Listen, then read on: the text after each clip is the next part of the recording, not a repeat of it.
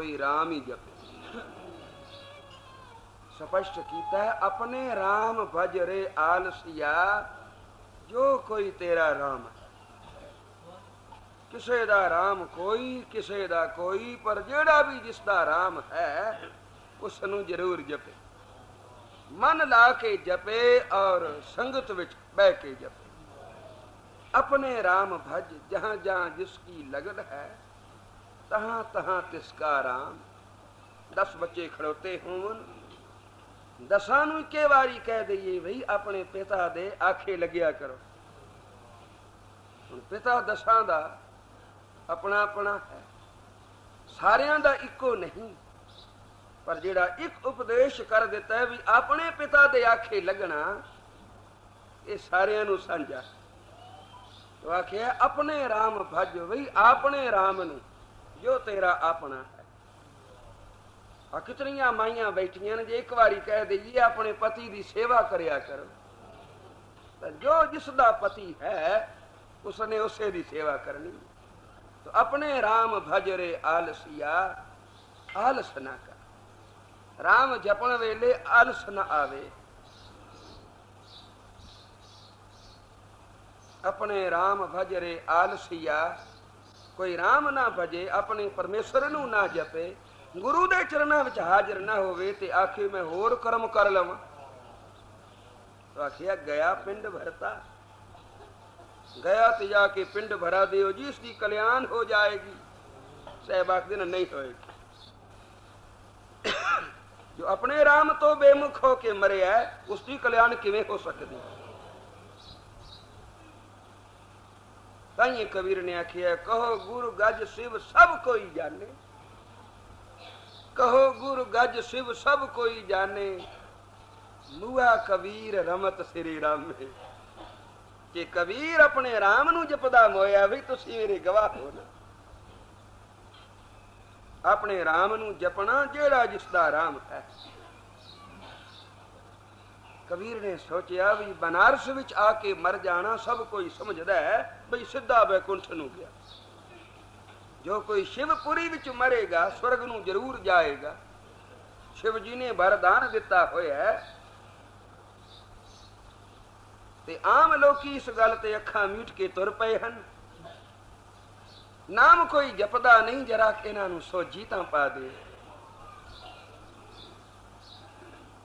बाणी विच भी साहिब ने आखिया, मनो कठोर मरे बनारस, नरक न बाचिया जाए। मन दा होवे कठोर, जिसदा मन टलिया नहीं, ते मन जद भी टलेगा अपने गुरु दे बचन सुन के ही टलेगा। मनो कठोर मरे बनारस, नरक न बाचिया जाई। मन दा होवे कठोर ते मर जाए बनारस विच आन के, ओ नरकां तो बच नहीं सकदा। शिव जी ने बावें वर दिता होया भी मेरी पुरी विच कोई मरेगा स्वर्ग नू जाएगा, पर आखिए मन दा कठोर, शिव जी दा वरदान दिता होया भी उसनू नहीं लगेगा। ते हर का संत मरे हड़ंबे। परमेश्वर दा होवे संत कोई प्यारा, नाम जपण वाला ते मर जाए हड़ंबा धरती ते, कठोर धरती ते, उस धरती ते जिथे सारी उम्र कसाईयां ने जीव घात कीते हैं। ऐसी कठोर भूमि ते कोई रब दा प्यारा आखिर ते श्वास दे गया और जप रहा सी श्रीवार, तो सिर्फ कला नहीं तरेगा।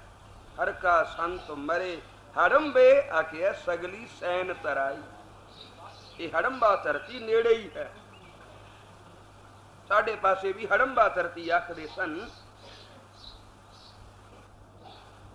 हड़ंबा धरती जिथे सज्जन ठग होया, कठोर धरती। इस पासे कोई मुंह करके नहीं सी तुरदा भी जेड़ा सज्जन दे वस पै गया वो फिर जानो गया, जानो गया ते फिर जहानो गया। बाबे ने जिस वेले रुख कीता सज्जन दी कठोर धरती वल, मर्दाने आखिया पातशाह इधर जे मुंह करके तुरदा ते अगों इंज जापदा जिवें अग पई बलदी होवे। शेख आउंदा है हां मर्दाने, कठोर धरती है, हड़ंबा धरती तुलंबे वलदी।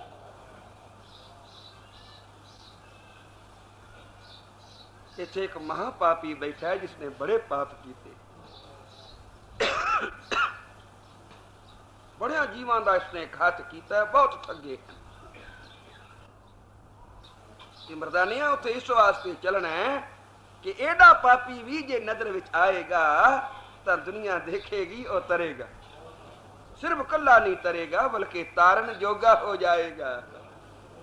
उस हड़ंबा धरती नूं तीर्थ बना देना है कि लोकी आवन ते भाई कब्र भाई सज्जन दे उस गुरुद्वारे नूं जिथे उसकी समाध होवेगी लोकी मत्था टेकणगे। मैं आप देखी है मुल्तान जिले विच मखदूमपुर स्टेशन दे नाल भाई सज्जन दी समाध ते मेला लगदा सी। मेला जपन वाला जो हो गया तो हर का संत मरे हड़ंबे सगली सैन तराई।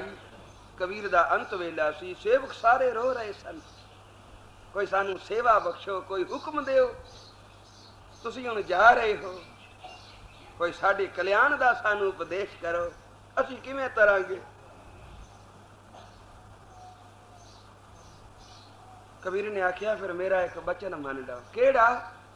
मेरा मंजा चुक लो, इस काशीपुरी तो मैनू बाहर लै चलो, उस हड़ंबा धरती ते लै चलो जड़ी थां ऋषि दी सरापी हुई है। शिव जी ने जदों शिवपुरी बनाई, काशीपुरी बनाई, वरदान दिता भी जो कोई इत्थे आन के मरेगा वो वैकुंठ नूं जाएगा।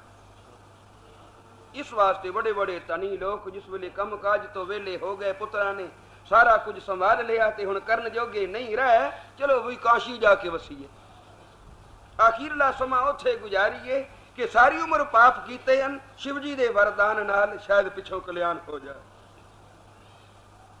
पर कबीर ने इस गल नूं झुटलावण वास्ते आखिया मेरा मंजा चुक लो ते हड़ंबा धरती ते लै जाओ। हड़ंबा धरती इथों थोड़े ही मीलां ते है, थोड़ी क दूर है, जिथे एक ऋषि दे मन विच ख्याल आया ये शिव जी वर दे के अपनी नगरी बसा सकते हैं ते मेरी कमाई कोई घटता नहीं, मैं भी ऐसी नगरी रचांगा कि लोग मेरी पुरी विच आन के वसणगे। बह गया तपस्या करन। शिव जी ने सोचा तो मुकाबले ते उतर आया, मेरी नगरी दे नाल ही आन के बैठ गया। थोड़ी क दूर किते उरे परे हुंदा तां गल होर सी, लोकां दे मनां विच संसा पै जाएगा, इत्थे वसीए कि उत्थे वसीए। इस वास्ते एक मामूली बंदे दा रूप धार के कोल आन बैठे ते पुछण लगे महाराज बड़ी तपस्या कर रहे हो? अखे हाँ। कोई मतलब है? अखे बारा। की मतलब है? उन्हें आखिया मैं भी इत्थे एक नगरी बसानी है और नगरी नूं ए वरदान देना है जो कोई मेरी पुरी विच आन के वसेगा वो भी स्वर्ग नूं जाएगा। आज बड़ा बल है, बड़ी तपस्या कर रहे हो, बड़ा वरदान देने की इच्छा है, पर झट बाद मुड़चा पूछया महाराज जो तुहाडी पुरी विच इत्थे आन के मरेगा वो किथे जाएगा? उन्हें आखिया तू भी भाई बड़ा कोई मूर्ख है, बार बार पूछना किथे जाएगा। मैं जो कह दिता भी जो कोई इत्थे मरेगा वो वैकुंठ नूं जाएगा, स्वर्ग नूं जाएगा, कोई लोड़ नहीं जप दी, कोई लोड़ नहीं तप दी। मैं इतना जप तप किया है कि मेरे वरदान नाल जो कोई इस मेरी वसाई पुरी विच मरेगा वो वैकुंठ नूं जाएगा। थोड़ी देर बाद शिव जी ने मुड़चा पूछया महाराज मैनू भुल गया वो किथे जाएगा मर के? फिर कह दिता भाई वैकुंठ नूं जाएगा, स्वर्ग नूं जाएगा। ते झट बाद मुड़चा पूछया महाराज वो किथे जाएगा? शिव जी नूं बार बार पुछदियां वेख के ऋषि नूं गुस्सा आ गया ते कहंदा ओए नरका नूं जाएगा, होर किथे जाएगा? उन्हें आख्या बस महाराज तुहाडे मूंहों यही कहाना। तो सरापी धरती उत्ते कोई भी मरना नहीं चाहता, क्योंकि ऋषि ने दिता होया सराप जो कोई इत्थे मरेगा वो नरक विच जाएगा। उन्होंने आखिया हड़ंबा धरती। ते अंत वेले कबीर ने आखिया मेरा मंजा चुक लो, मैनू उस हड़ंबा धरती ते लै चलो क्योंकि मैं उत्थे जाके मरना चाहता। मैं दसना कि नाम जपण वाला भावें किते मर जाए, केडी सरापी हुई धरती होवे वो कला नहीं तरदा, अपनी सगली सेना संगी साथी नाल तारदा है, क्योंकि जप गोविंद संगी सब तारे। जप गोविंद संगी सब तारे, बहुत नाही पंच बटवारे।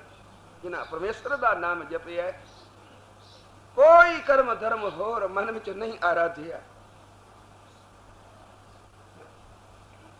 कई प्रमाण देंदे हैं जी, नावे पातशाह ने आखिया है ना हर भजियो ना तीर्थ सेवियो। मैं ना परमेश्वर का नाम जपिया है, ना मैं तीर्थां ते गया। तो तीर्थां नूं उन्होंने भी मुख रखिया। बाणी विच आखिया है जदों सतगुरु तीर्थां ते गए तो अपनी कल्याण वास्ते नहीं गए। तीर्थ उद्यम सतगुरु किया, सब लोक उदरन अर्था। कि लोग तीर्थां ते जाके भी तीर्थां दा महात्म नहीं जानते। इस वास्ते गरीब निवाज पातशाह गुरु अमरदास महाराज तीर्थां ते चले, क्योंकि पहला गुरगद्दी मिलन तो पहला आप तीर्थां ते जांदे सन और लोकां नूं देखदे सन। देख के बड़े हैरान हुंदे सन। ओए गंगा ते आके भी लोग झूठ बोलते सन। गंगा ते भी जुत्ती चोर आ जाती है ना, जिवें कोई संगत विच भी आ जाता है, पर काहदे वास्ते? जुत्तियां चुरावन वास्ते। किसी दी कोई चीज डिग पई, वो चुक लई, झटक तां ख्याल रहा बई वापस करनी है, पर हौली हौली मन बेईमान हुंदा गया, बोझे विच पाई ते मुड़ मुकर गया। फिर समझ लिया मेरी है। साध संगत बोलो श्री। उन्होंने कोई महात्म नहीं जानिया तीर्थ दा ना संगत दा। इस वास्ते गुरु अमरदास महाराज सच्चे पातशाह ने सोचा बड़ी भीड़ हुंदी है तीर्थां ते, चलो बई तीर्थां नूं परसीए ते जो तीर्थ यात्रु आउंदे हन उन्हां नूं नाम दा उपदेश देईए। तो तीर्थ उद्यम सतगुरु किया, सब लोग उदरन अर्था। इसी तरह सतगुरु तुरदे तुरदे दरिया दे किनारे आए। दिन छपण वाला सी। मलाह नूं सद्दिया, होए बेड़ी लिया। उन्हें सोचिया बहुत लोगों इन्हां दे नाल ते रात अद्धी हो जाएगी बेड़ी ते पार करदियां करदियां। उन्हें आखिया जी हुण वेला हो गया, ठहर जाओ, दिन चढ़ेगा तो फिर बेड़ी ले आवांगा। मलाह जवाब दे के चला गया। संगत ने बेनती की, बादशाह हुण रात इत्थे ही गुजारोगे? हजूर ने आखिया नहीं, पारले किनारे चलांगे। बादशाह बेड़ी तो है नहीं, आखे नाम जहाज जो कोल है। वाहिगुरु नाम जहाज है, चढ़े सो उतरे पार। आ जाओ मेरे पीछे, पर कोई रसना के खाली ना होवे, जो कोई आवे ओ जपदा आवे। सारे ही जपदे जपदे पार हो गए। पारले किनारे पहुंचे। मलाह बड़ा आश्चर्य, पानी इतना रोड वाला और इतना डूंगा, ये सारे तर के आए नहीं, तुरदे आए हैं और इन्हां दे गिट्टे तक पानी रहा मसा। ये तां कोई बड़े करनी वाले हैं, बड़ी करामात वाले हैं। दुहाई पै गए। राजा सुन के आया, चरणा ते मत्था टेकिया, बेनती की उस जी कोई सेवा बख्शो। सच्चे पातशाह ने आखिया सेवा करेगा? आखे हाँ। तो फिर जेड़ा भी कोई इस घाट ते आवे उस तो मसूल ना लिया जाए, खास करके जो मेरा सिख हो। कह देवे मैं गुरु का सिख हाँ, उस सिख तो मसूल ना लिया जावे। क्यों? सिख नूं मैं माफी दी है, सिख नूं जम भी नहीं पुछ सकता। जम दूत तिस निकट ना आवे, साध संग हर कीर्तन गावे। सतसंग विच आके जो हरि दा कीर्तन गाउंदा है, जम दूत भी उस नूं नेड़े आण के पुछ नहीं सकदा भी तेरा टिकट। जरूरत ही नहीं। फर्स्ट क्लास में कोई सुता पे अंदरों बूआ बंद करके बूआ खड़का नहीं सकता, कोई उन्होंने उठा नहीं सकता। उसकी पोजीशन एडी है, पर जिथे जाके बूआ खोलेगा उथे पूछा जाएगा। पर सिख नूं कोई नहीं पूछ सकता। जिस कोल दरगाह दा टिकट है, बाबा जी आखदे सन जपजी साहब दी पहली पौड़ी, नानक होसी भी सच तक, ये दरगाह दा टिकट है। ये टिकट पक्का करो, किते ऐसा ना होवे पल्ले टिकट ना होवे तो फिर रस्ते विच रुके जाओ। साध संगत बोलो श्री। तो राजे ने पूछा, महाराज सानू किवें पता लगे भी ये तुहाडा सिख है? गुरु अमरदास महाराज ने आखिया जेड़ा वाहिगुरु कह देवे समझ लई मेरा सिख है। तो सिख नूं उत्थे फिर मसूल कोई ना पूछे। तो साहब इस वास्ते तीर्थां ते गए कि तीर्थां ते जाके भी महात्म प्रगट किसदा कीता? नाम दा। तो साहब आखिर दिन अपने राम भजरे आलसिया, गया पिंड भरता बनारस अस बसता, मुख चतुर्वेद पढ़ता, इतने कर्मा दे करन वाला भी नरक तो नहीं बच सकता। दरगाह नू कौन जाएगा जिसको नाम दा टिकट है। तो अंत वेले कबीर ने आखिया मेरा मंजा चुक लो, मैनू हड़ंबा धरती ते लै जाओ, मैं उथे जाके श्वास देवांगा। कबीर ने आप आखिया सगल जन्म शिवपुरी बिताया, मरती बार मगहर उठाया। बहुत बरस तप किया काशी, और मरण बया मगहर की बासी। कहो गुर गज शिव सब कोई जाने, कि मुआ कबीर रमत श्री राम में। ये मेरे गवाहन कौन? गणेश नू सद लो, क्योंकि गणेश नू नाम दी महिमा दा पता है। गणेश पूजनीक ही नाम जप के होया, वो जानदा है कि नाम दी किड्डी महिमा है। मेरा गवाह वही पूछना है तो गणेश नू बुला लो, और शिव जी महाराज नू सद लो कि महाराज तुहाडी पूजा किस तरह हो रही है, तुसी एडी समर्था कित्थों पाई? नाम जप के ही ना, वही नाम तो मैं पिया जपदा हां। और उसे नाम दी बरकत नाल हरंबा धरती ते श्वास दे के कबीर राम दी गोद विच जा समाया, और कह गया राम राम